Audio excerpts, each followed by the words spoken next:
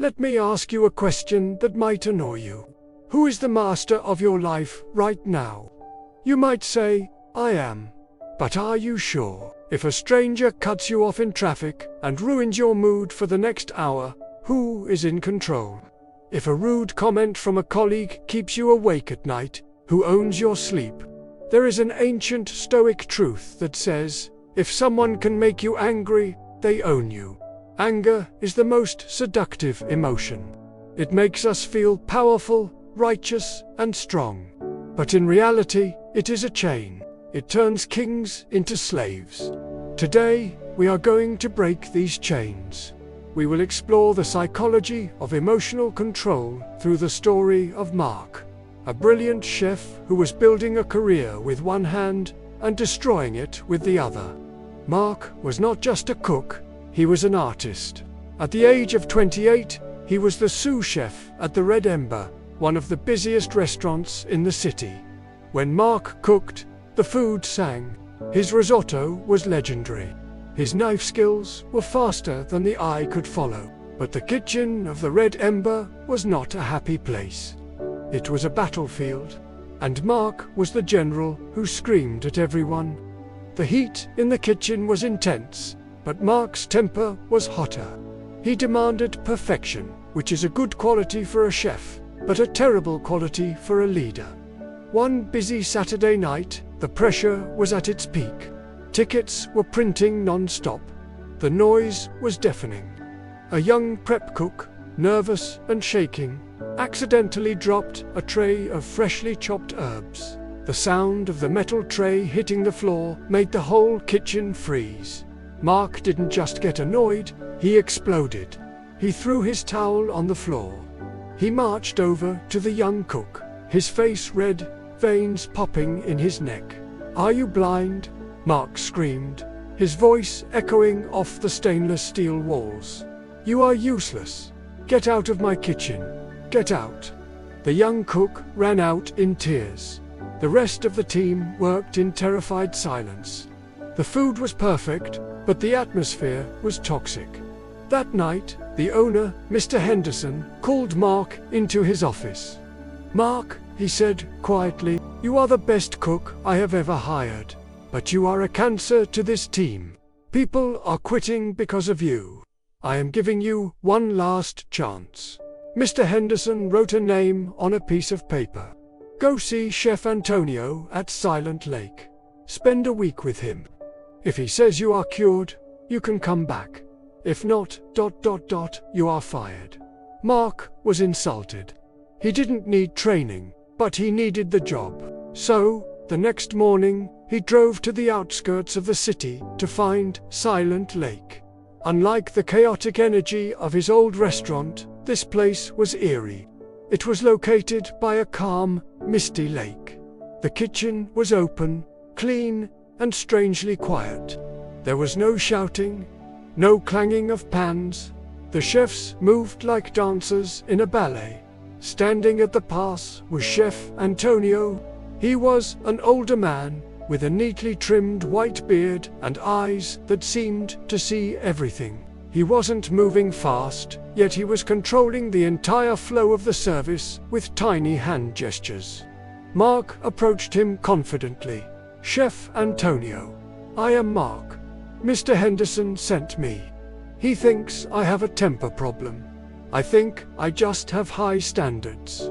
Antonio didn't look up from the plate he was garnishing. Standards are about food, Mark. Temper is about ego. They are not the same thing. Mark frowned. "I cook with passion. Fire is part of the job." Antonio finally looked at him. "Fire cooks the steak, Mark, but if the fire gets out of the stove, it burns down the restaurant.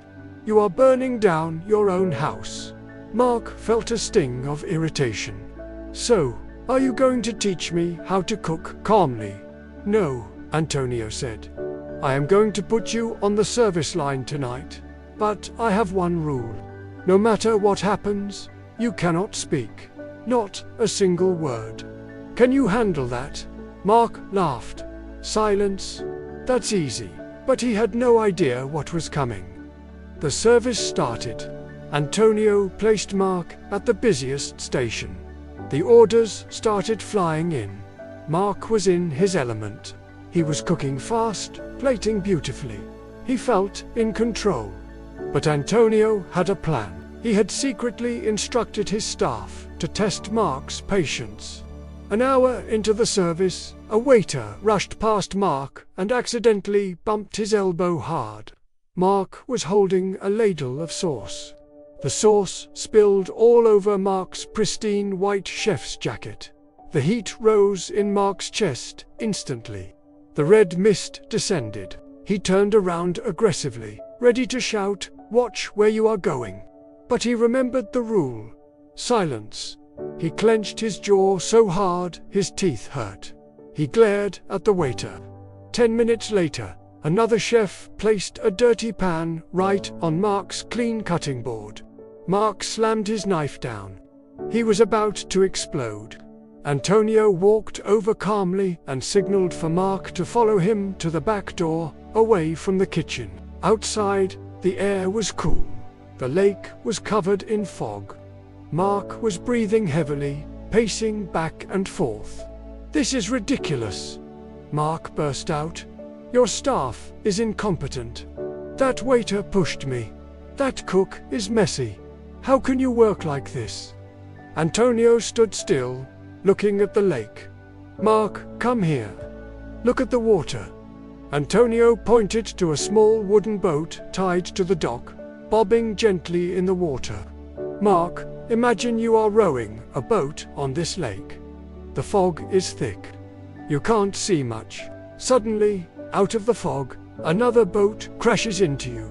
Bam!" Antonio looked at Mark. "What do you feel?" Mark replied, "I'd be furious. I'd scream at the other guy for not looking." "Okay," Antonio nodded. "You are screaming, you are angry, but then ... the fog clears, and you look into the other boat, and you realize it is empty." Antonio paused.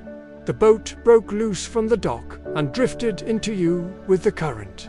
There is no one inside. What happens to your anger? Mark hesitated. He thought about it. "Well, if the boat is empty, I can't be angry at it. It's just an accident. I would just push it away and keep rowing." Antonio smiled for the first time. "Exactly. The anger vanishes because there is no enemy. There is no one to blame." "But Chef," Mark argued, "the waiter wasn't an empty boat. He was a person. He was careless. He disrespected me." Antonio shook his head gently. "Is that true? Or is that just your ego talking?" Antonio continued, his voice low and intense. "Mark, that waiter has been working a double shift to pay for his college tuition. He is tired. His legs hurt. When he bumped into you, he wasn't attacking you. He was just ... drifting. He was an empty boat caught in the current of exhaustion. And the cook who put the pan on your board, his wife is in the hospital, his mind is not here. He is empty." Mark stood silent. The wind blew across the lake. "You see," Antonio said, "the boat is always empty. When people cut you off in traffic, when they are rude, when they make mistakes, it is rarely about you. They are fighting their own battles, driven by their own storms. If you scream at them, you are just a fool, screaming at a piece of wood." That moment changed Mark's life. He realized he had spent years taking everything personally. He thought the world was attacking him, but the world was just moving, and sometimes paths crossed. Mark went back into the kitchen. He didn't become weak. He didn't stop having standards, but he stopped reacting. When mistakes happened, he fixed them. He became the calm in the center of the storm. Within a year, Mark wasn't just the best cook, he was the best leader. So, here is the lesson for you. The next time you feel the fire rising, the next time someone bumps into your ego, stop. Take a breath. Ask yourself, am I screaming at an empty boat? Because 99% of the time, you are. Do not let the actions of others control your inner peace. If you are ready to be the master of your own emotions, type "The boat is empty" in the comments below. Subscribe for more stories of wisdom. And remember, stay calm, stay strong.